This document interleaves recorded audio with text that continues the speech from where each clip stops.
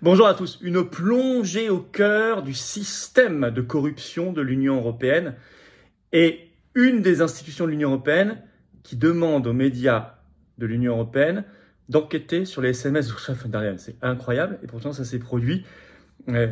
D'abord une enquête approfondie, mais c'est sorti dans la presse américaine, évidemment. Et ce que je vous dis sur les SMS, bref, on démonte tout le système de corruption de l'Union européenne, on le met à jour pour détruire l'Union européenne, pour nous en libérer, pour notre bien et le bien des générations qui viennent. Le Frexit, évidemment, la libération, la sortie de tout ce système oligarchique. Et encore faut-il avoir de très bons arguments. Et là, cette vidéo, vous allez voir, va vous apprendre, je crois, concrètement beaucoup de choses. Dans le détail, c'est une pépite. Du carburant pour le Frexit, mais aussi une pépite pour nos arguments et nos discussions. Donc n'hésitez pas à la partager, la relayer autour de vous et à lui donner de la force aussi en vous abonnant ou réabonnant à cette chaîne YouTube. Pour cela, il suffit de cliquer sur s'abonner en dessous. C'est un clic, c'est gratuit. Vous êtes abonné ou réabonné. Peut-être que YouTube vous a des abonnés vérifiés. Ils aiment bien le faire, hein, donc vérifiez. Et abonnez-vous si vous êtes un nouveau ou même un ancien qui ne s'est pas encore abonné à la chaîne. Ça permettra une meilleure recommandation des vidéos automatiquement par YouTube et je vous en remercie énormément. Bien évidemment. Par ailleurs, vous savez que toujours notre grande pétition nationale contre cet infâme traité, nouveau traité européen qui veut créer un État européen, et notre pétition vise aussi à faire progresser le Frexit, elle est signable par un lien qui est sous la vidéo en description. N'hésitez pas, bien évidemment. Par ailleurs, on se retrouve là, ça arrive, ce jeudi 7 décembre, 10h, Paris, place Pierre-Laroque, le matin, ouvert à tous, parfaitement sécurisé bien sûr, devant le ministère de la Santé. Manif spécial, effet secondaire. On aura Myriam Palomba, on aura Marc Doyer, on aura Emmanuel Darle, du CSI et de Réinfo Liberté. On aura Vincent Pavon également du CSI et de Réinfo Liberté. Bref, beaucoup de beau monde, beaucoup de monde, plein de monde qui a l'intention de venir. Soyez là, ramenez du monde. Je vous attends très, très nombreux. Les patriotes prennent leurs responsabilités. Allez, c'est parti, on y va. Union européenne, une enquête accablante au cœur de la corruption. Méthode, ampleur, perspective. Vous allez voir, on va rentrer dans le détail. Ça vient d'un média américain.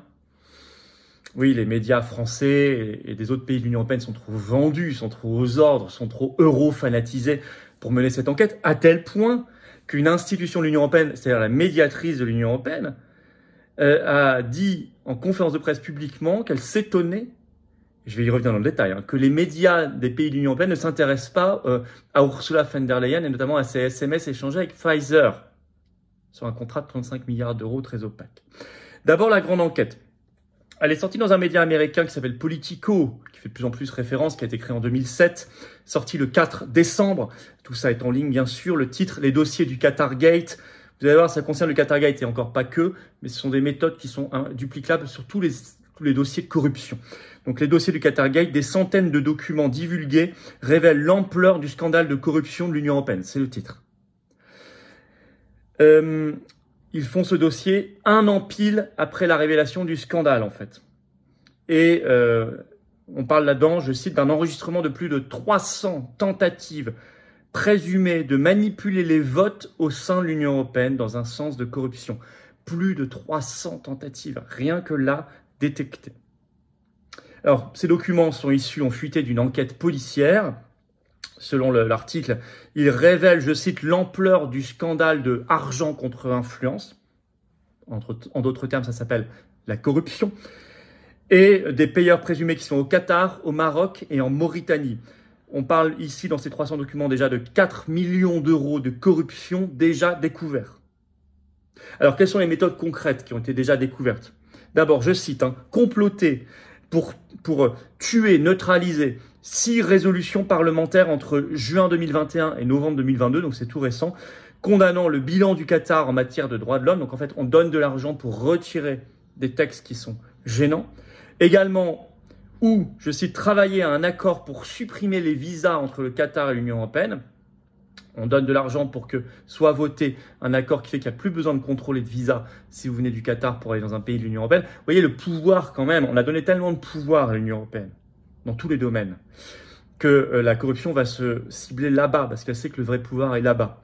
Et ça a un impact sur nos vies, ensuite, évidemment. Alors d'ailleurs, ça a tellement bien marché que cet accord pour supprimer les visas entre le Qatar et l'Union européenne a bien été voté en commission au Parlement européen en décembre 2022. Alors entre-temps a été découvert le scandale de corruption. Donc, il y a des eurodéputés qui ont fait plusieurs mois de prison en attendant leur jugement. Donc maintenant, le texte n'est pas supprimé, il est en attente. Il peut passer en plénière et être voté quand même. Il a déjà été voté en commission il y a 1 an, en décembre 2022. Par ailleurs, il y a même, dans ces méthodes de corruption, je cite, détruire des livres peu flatteurs pour le Qatar. Il y a même jusqu'à la destruction de livres. C'est une méthode industrielle, je vais vous lire un petit extrait de cette enquête de Politico. Parmi les fichiers vus par Politico se trouvait une feuille de calcul de 8 onglets sur l'ordinateur portable de Giorgi, donc un député européen, saisi dans son appartement à Bruxelles, énumérant des centaines d'activités d'influence que le réseau, c'est tout un réseau, aurait mené entre 2018 et 2022. Je lis toujours. La feuille de calcul enregistre plus de 300 travaux pour lesquels les suspects ont reçu de beaux honoraires. Ils auraient atteint leurs objectifs en utilisant un réseau d'associés travaillant à l'intérieur du Parlement européen qu'ils ont appelé leurs soldats selon les dossiers. Soldats entre guillemets. On est vraiment dans quelque chose de très organisé, quasi donc militaire, en tout cas industrialisé. Pour le moment, 4 eurodéputés et ex-eurodéputés ont été arrêtés pour corruption, blanchiment d'argent et appartenance à une organisation criminelle. Il y en a probablement bien plus. Alors, Politico se pose des questions sur la façon, je cite, dont de telles opérations d'influence ont pu passer inaperçues aussi longtemps. Évidemment, mais celles qui sont encore actuellement en cours et qui passent encore inaperçues, on doit aussi poser la question. Alors, et puis l'enquête révèle quand même que, en fait, rien n'est fait. La corruption est systémique, elle est dans l'ADN de l'Union européenne, puisque c'est un système où il n'y a pas de séparation des pouvoirs, il n'y a pas de légitimité populaire, il n'y a pas de contrôle populaire, il n'y a pas d'élection réelle pour ceux qui ont vraiment du pouvoir, etc., etc. Il n'y a pas de peuple derrière, puisqu'il n'y a pas de peuple européen. Donc rien n'est fait. Je vous cite l'extrait. Les révélations incluses dans les dossiers du Qatargate sont susceptibles de raviver le débat au Parlement européen sur la question de savoir si la législature a elle-même fait suffisamment pour s'assurer que les opérations similaires ne se reproduisent pas. Alors que le Parlement européen a introduit des procédures plus strictes en réponse au scandale, beaucoup à Bruxelles considèrent ces réformes comme timides au mieux. Au mieux, on les considère comme timides, voire inexistantes. Ces documents nous montrent qu'il s'agissait d'un effort soutenu et pluriannuel visant à influencer de manière néfaste des procédures parlementaires, a déclaré Nick Ayosa, directeur par intérim de Transparency International EU. Cela s'est produit pendant des années avec plusieurs personnes, cela n'a pas été découvert. Qu'y a-t-il d'autre là-bas ? Pose-t-il la question. Qu'y a-t-il d'autre là-bas? La réponse du Parlement est faible, maigre, ne parle certainement pas de la gravité du scandale qui s'est produit en décembre dernier, ajoute Ayosa. Bon, en fait, ils veulent que rien ne change, d'autant qu'il y a évidemment d'autres sujets, on y vient dans un instant, encore probablement beaucoup plus imposants et beaucoup plus graves, notamment avec les lobbies, avec Big Pharma, notamment, et pas que. Ou le cabinet de conseil, ou des banques, on peut imaginer plein de choses, ou des gros fonds qui veulent privatiser nos retraites et notre santé, suivez mon regard, et qui ont imposé via l'Union européenne, par exemple, la réforme des retraites en France. Alors justement, sur les SMS avec Pfizer d'Ursula von der Leyen, l'incroyable conférence de presse de la médiatrice de l'Union européenne contre les médias, qui n'enquêtent pas. C'est un comble. C'est un comble. Normalement, c'est plutôt... une institution se plaint plutôt de l'intrusion des médias, des investigations et tout. Là, non, il ne se passe rien et c'est une partie de l'institution qui doit être en guerre contre Ursula von der Leyen parce qu'il y a des guerres intestines internes et ça, il faut jouer dessus, qui demande aux médias d'aller faire le boulot qu'ils ne font pas. Probablement parce qu'elle-même ne peut pas tout dire et qu'elle sait bien d'autres choses sur cette affaire des SMS. Ça s'est passé, ça a été rapporté par Atlantico ce 30 novembre. Ça s'est passé lors d'une conférence de presse, en fait, le 29 novembre, donc d'Emily O'Reilly, la médiatrice de l'Union européenne. Alors, le titre d'Atlantico, écoutez bien, Pfizergate. La médiatrice européenne appelle les médias à cesser de se taire sur les agissements de von der Leyen. En déclaration qu'elle a faite, en effet, le 29 novembre, donc en conférence de presse, elle avait déjà publié en juillet 2022 un rapport très critique sur ces SMS d'Ursula von der Leyen qui ont servi à négocier quand même le contrat Pfizer, le plus gros contrat de l'histoire de l'Union européenne avec une boîte privée, quand même 35 milliards d'euros, et ça concerne la santé, ce sont les injections. Bon, donc on est quand même là sur du très lourd, et du très scandaleux. Alors, là, le 29 novembre, elle déclare, je cite, « La nature et l'ampleur des cas de mauvaise administration que j'ai découverts au sein de l'Union européenne méritent un débat public beaucoup plus large. » Elle ajoute qu'elle s'est dite, je cite, « étonnée qu'une personnalité aussi éminente que Madame von der Leyen ne soit pas davantage interrogée sur les SMS manquants avec Pfizer. » Vous vous avez bien entendu. Elle a révélé l'ampleur de l'opacité sur les cas de corruption au sein de l'Union européenne. Je vais vous lire un extrait de l'article d'Atlantico qui fait en fait le bilan de cette conférence de presse.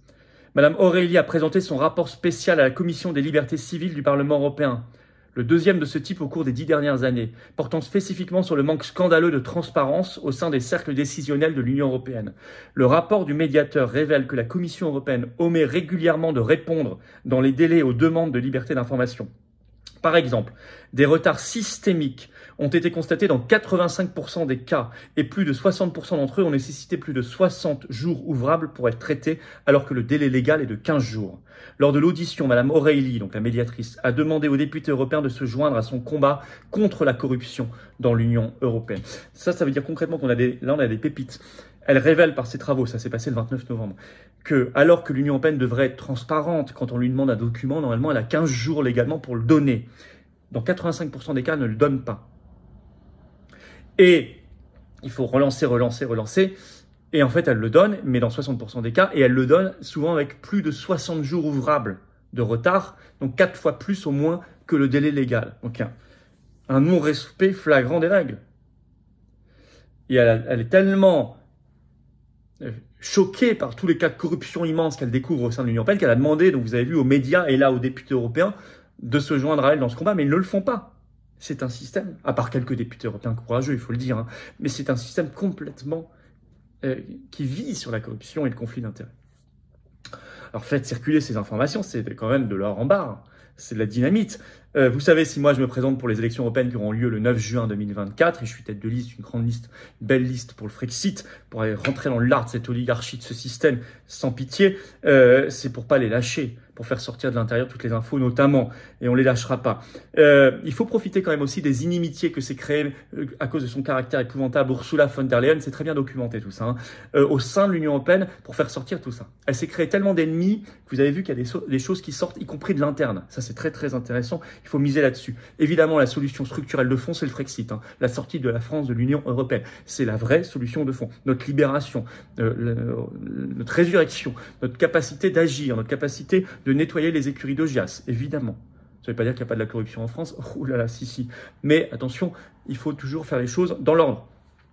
Et le Frexit est certes pas suffisant, mais nécessaire et indispensable. Bien évidemment. Alors, voilà, partagez cette vidéo, abonnez-vous à cette chaîne YouTube ou réabonnez-vous si vous êtes désabonné. Il suffit de cliquer sur s'abonner en dessous, c'est gratuit, c'est un clic, profitez-en pour appuyer sur la petite cloche à côté, comme ça vous êtes notifié automatiquement dès qu'il y a une nouvelle vidéo, ou un nouveau direct sur la chaîne si vous êtes abonné. Abonnez-vous, c'est gratuit. Vraiment, plus vous êtes abonné, plus les vidéos circulent. Beaucoup se sont abonnés récemment, qu'ils soient anciens ou nouveaux sur la chaîne ou réabonnés. Merci, bravo à vous. Grâce à vous, les vidéos sont plus visibles. Je vous attends, patriotes. Voilà, le Frexit, il est là, dans cette carte orange d'adhérents ou de réadhérents patriotes. Le Frexit, la libération, la probité, l'envie de se battre, l'envie de la vérité et de la justice, il est là. Venez maintenant ou reprenez votre adhésion annuelle si elle n'est plus à jour ou faites un don de soutien au mouvement pour nous permettre de faire plus d'actions concrètes. Parce que moi, je ne les ai pas les millions de l'Union européenne, je ne les ai pas les millions du système, des banques, des médias, leurs réseaux, leurs copains, leurs connivences. On les a évidemment pas. Et c'est plutôt bon signe. Donc on fait comme on peut avec notre cœur, nos convictions et nos actions concrètes de terrain, mais ça coûte cher. Adhésion, réadhésion, c'est le premier lien sous la vidéo en description pour le faire. Ce lien est également commentaire épinglé, une petite fiche maintenant sur l'écran et dans quelques secondes un lien sur l'écran, choisissez. Faire un don de soutien au mouvement, c'est le deuxième lien sous la vidéo en description. Tout ça, c'est défiscalisé aux 2 tiers de vos impôts. Tout ça, c'est des baisses concrètes de vos impôts. Concrètes, massives. En fin d'année, là, pensez à défiscaliser, profitez-en. Profitez-en. Ce sera pour vos impôts de 2024. Là, on est en décembre, vous avez jusqu'au 31 décembre, profitez-en. Vous mettez 60 €, ça enlève 40. Vous mettez 6 000, ça enlève 4 000. Vous mettez 6 €, ça enlève 4 €. Chacun comme il peut. Par ailleurs, on se retrouve jeudi 7 décembre, 10h, place Pierre-Laroque. Myriam Palomba, Marc Doyer, Emmanuel Darle, Vincent Pavant, le CSI, Info Liberté, sur les effets secondaires sous les fenêtres du ministère de la Santé. Venez, faites venir, ça va être extraordinaire. Bravo aux donateurs réadhérents, bienvenue aux nouveaux adhérents patriotes et vive la France.